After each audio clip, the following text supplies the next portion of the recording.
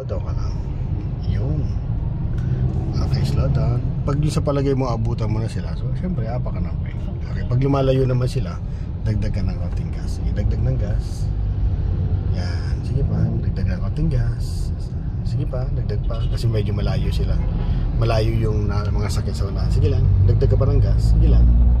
Sige, dagdag ka pa ng gas. Yan. Yan. Para masanay ka na medyo sumasabay ka sa kanila doon sa rhythm ng mga sasakyan dito, ano. So ngayon, apakan mo ng konting brake mo para mag-slow down ka na, no? Kanti pa. Kasi palagay mo, abutan mo na siya, di mag-stop ka. Ngayon, tiyan mo, layo pa sa kanya. So, lapit ka pa ng konti. Okay. Sa palagay mo, sasabit ka na ba sa kanya, di ba? O, sige, push ka pa ng konti. Ngayon, malapit ka na ba sa kanya? Yeah. Okay na? O, yan, okay na yan, no?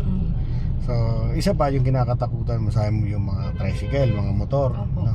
Basta isipin mo lagi pag nagmamaneho ka dito sa kalsada, walang mga motor o sasakyan na gustong bumangga.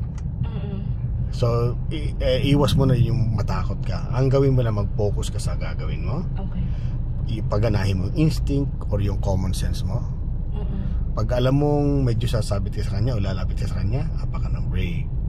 Pag mabilis siya, titignan mo agad yung galaw niya, lumalapit sa'yo or lumalapit ka sa kanya, laging apak ng brake, slow down. Laging yan lang, kukontrolin mo yung sakyan mo, no? So iwasan mo yung nagrarattle ka. So nawawala ka doon sa gagawin mo. Ayan, yun ang isa sa nakakadisgrasya sa mga baguhan. Okay, para hindi ka kabahan nga, sabi ko nga sa'yo, walang driver na gustong bumangga or makabangga. So, ibig sabihin ko lang, kung anong ginagawa mo, gawin mo lang. At yung ginagawa nila, ginagawa rin nila yung part nila. Yung problema nila, pag kinuha mo problema nila, agenda yung problema. So, yan. Kailangan lumakas ang loob mo na gano'n. Okay, focus ka lang doon. Okay, go. Gas. Sige lang. Okay, go. Gas ka lang. Sige, focus ka lang. Walang sasabit sa'yo dyan kasi walang loko-lokong driver na sasabit. Kasi nasa posisyon ka rin. Okay, gas ka pa. Hapa ka ng gas. Sige lang, gas ka pa. Yan, sige, gas ka pa, no? Basta nakaposisyon ka na ganyan, walang problema yan. So ngayon, naabutan mo na siya, di mag-minor ka ngayon, no? Okay, sige. So, signal ka ng kaliwa. Sige, pakawalang brake mo, Okay, gas. Lagay ka ng gas konti. Okay, so slow down, apa ka ng brake kasi di ka pinagbigyan ng jeep. Okay, apa ka ng gas, go. Gas ka pa. Very good. So, dyan muna tayo, na. Diretso lang tayo, ha? Ano tayo ng gasoline station. Papagas si ma'am. Okay, so slow down ka na. O, ganyan. Pag lumalapit ka na sa kanya, so nandun lang ang paa mo sa brake. O, ganun lang, ano. O, itong lane na to, pag nakaposisyon ka sa lane, para ka nasa bahay mo na parang safe ka kasi nandun ka sa loob. So, ang delikado lang sa isang driver, yung malimit na nandun sa kabila, pupunta dito, nakalabas ang sakyan sa guhit. Kaya iwasan mo na masagasaan yung guhit na yung boat line na yan, ano. Okay, dagdag ka pa ng gas. Sige. Maintain mo lang yung position mo. Sige, gas ka pa. Dagdag ng gas. Sige lang. O, go ka lang daw. Maintain mo lang yung bilis mo. Okay, gas ka pa. O, dagdag pa ng gas. Konti pa daw. Sige lang. At medyo malayo. Sige, gas ka pa. Sige, naka-green naman tayo. Dagdag ka pa ng gas. Up, slow down ka na. Nagdilaw na. Slow down. Then apak pa ng brake. Dinaw pa yung brake na konti. Okay, stop na. Okay, now. So nakita mo yan, pula pa.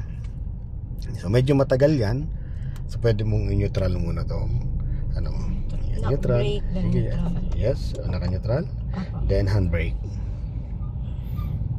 Okay, then para makapag-rest yung paa mo. So tanggalin mo ng paa mo sa brake. Sige, tanggalin mo. Ano? So naka-neutral siya, kahit maapakan mo yung gas niyan, hindi yan tatakbo. Okay. Subukan mo apakan yung gas. Sige, subukan mo yung gas. Sige po, subukan mo. Di ba? Di siya tumakbo, no? So hindi rin siya tatakbo kahit bitawan mo yung brake kasi naka-handbrake ka. So kaya i-relax mo muna ang sarili mo. So mamaya, kasi wala siyang oras so hulaan siya, no? So magbilang ka lang siguro dyan kasi ang kalimitan ng mga ganyan seconds yan, 90 seconds, mga ganon, 60, ganon, or 100. So mag-estimate ka na lang ng minuto na ganon. Saka mo siya ready na kagad yung drive. Aapakan mo na yung brake bago natin lipas sa drive. Then baba yung handbrake. Ano? Brake ko na. Wala pa naman. Wala pa yan. Kinakabahan na agad yun. So relax lang, ano. So yun, di mo kailangan kabahan sa kalsada. Basta nandun ka lang sa kalsada muna. So habang inaaral mo yung sakyan mo, yung ika nga parang ginagamay mo yung sakyan, ano. So easy ka lang yung takbo mo. Patakbo na sila, sir. Pwede na, gusto mo, Oo. apakan mo ng brake mo, apakan mo ng brake, then Oo. lagay mo sa drive. Drive. Then lagay, baba ang handbrake. Okay, so mag-ready ka na, ano. Oh, yun naman pala, relax lang. Tignan natin.